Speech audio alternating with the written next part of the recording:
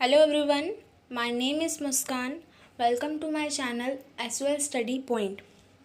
ये पार्ट 2 है हिस्ट्री का। अगर आपने पार्ट 1 नहीं देखा तो आप डिस्क्रिप्शन में जाकर लिंक से देख सकते हैं।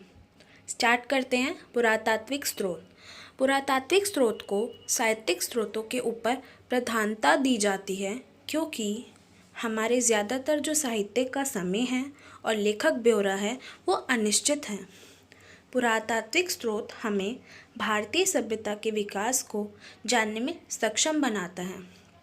हड़प्पा, मोहनजोदड़ो आदि स्थलों की खुदाई ने हमारे अतीत संबंधी ज्ञान को न केवल मजबूत किया है अपितु उसको बढ़ाया भी है।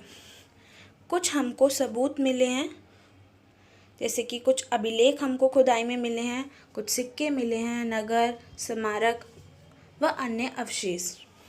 तो हम इसको एक एक करके पढ़ेंगे और इनके बारे में जानेंगे। स्टार्ट करते हैं हम अभिलेख से। अभिलेख सर्वाधिक विश्वसनीय स्रोत हैं। अभिलेखों के अध्ययन को पुरालेख शास्त्र कहा जाता है।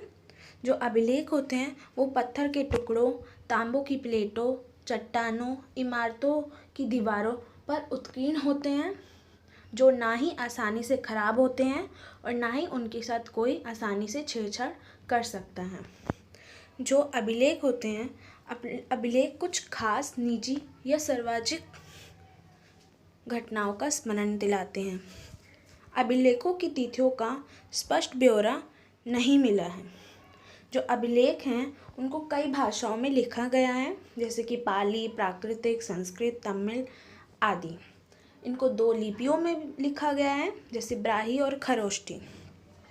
अभिलेखों में अशोक के आदेश पत्र सर्वाधिक प्राचीन हैं। ये राजकीय आदेश हैं जो सामाजिक, धार्मिक और प्रशासनिक व्यवहार संबंधी नियमों का उल्लेख करते हैं। सातवाहन का इतिहास अभिलेख आधारित है।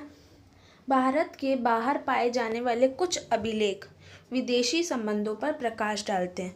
मतलब कि उस समय भी भारत का संबंध कई देशों से रहा है। जैसे कि अशोक के अभिलेखों से ये स्पष्ट होता है कि उसने अपने धर्म प्रचारक को श्रीलंका, बर्मा, मिस्र, ग्रीस आदि में भेजा था। अब हम बात करते हैं सिक्कों की।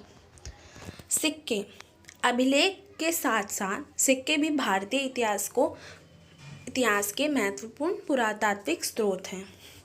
देश में विभिन्न भागों में खुदाई हुई तो उसमें भारी मात्रा में हमको सोने के, चांदी के और तांबे के सिक्के मिले हैं। सिक्कों से गुप्त काल के समय के भारतीय इतिहास से संबंधित हमको सभी जानकारी मिलती है।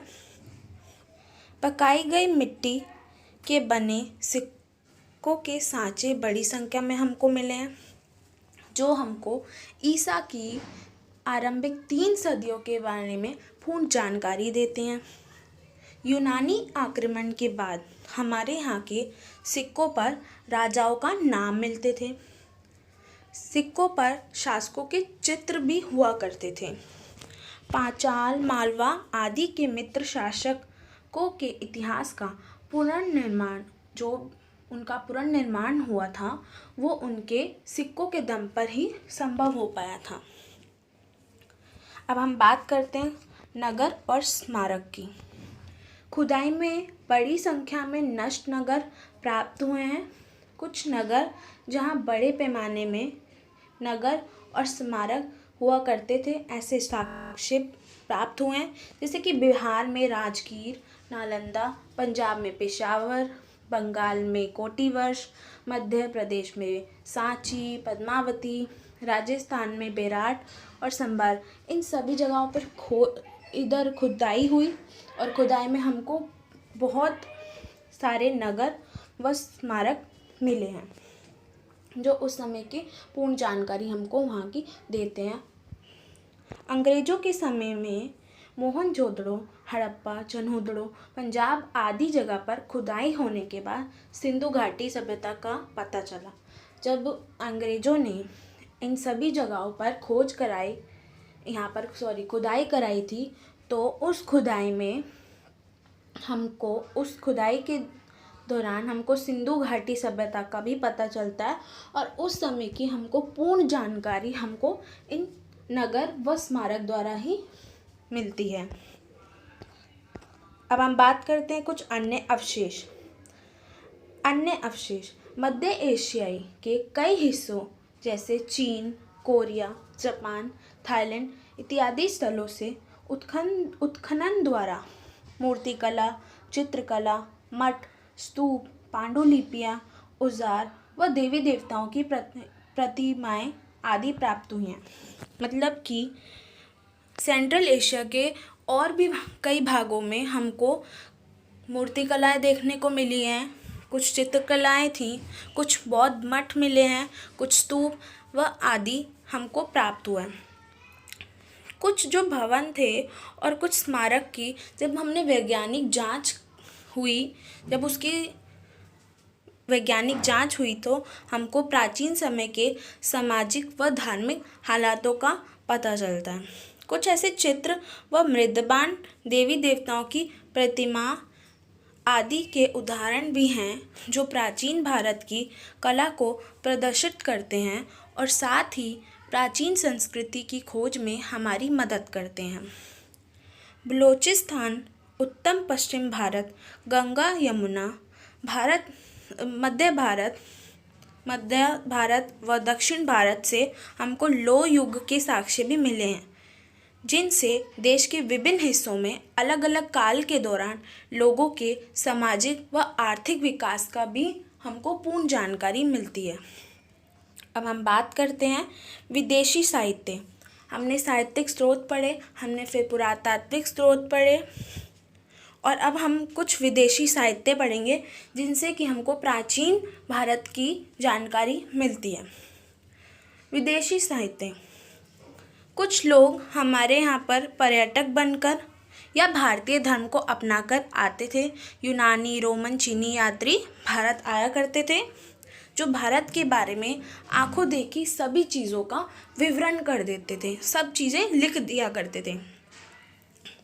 जैसे कि मेगास्थनीज द्वारा लिखित इंडिका, जिसके मौर्य काल के समय की सामाजिक, आर्थिक, प्रशासनिक गतिविधियों का वर्णन मिलता है। फाशियन और श्वनसांग के वृत्तांत, जो कि ये चीनी यात्री हैं, इनके वृत्तांत से हमको चंद्रगुप्त और हर्षवर्धन के शासनकाल के सभी सामाजिक, धार्मिक व आर्थिक संबंधी सभी जानकारी हमको इनके वृत्तांत से भी मिलती हैं। तिब्बत के इतिहासकार तारानाथ ने अपनी हिस्ट्री ऑफ बुद्धिज़्म में बौद्ध धर्म और इसके प्रसार का विवरण किया है, जिससे हमको उस समय और बौद्ध धर्म के बारे में और विवरण के बारे में पूर्ण जानकारी हमको मिलती है। अल-बरेनू ने अपने तहकीके हिंद में 11वीं सदी के भारतीय सामाजिक व आर्थिक व राजनीतिक स्थितियों के बारे में संक्षिप्त में लिखा है। तो विदेशी साहित्य भी हमको प्राचीन भारत के बारे में बहुत सारी जानकारियाँ देते हैं। तो ये पार्ट 2 था और इसी के साथ हमारा चैप्टर नंबर 1 यहाँ पर ख़त्म होता है। अगर आपको वीडियो अच्छी लगी हो तो इसको लाइक करना, शेयर करना एंड अगर कोई भी प्रॉब्लम हो आपको तो आप हमको मेल द्वारा और कमेंट सेक्शन के द्वारा हम आपसे पूछ सकते हो, आप हमसे, और चैनल को सब्सक्राइब करना। Thank you.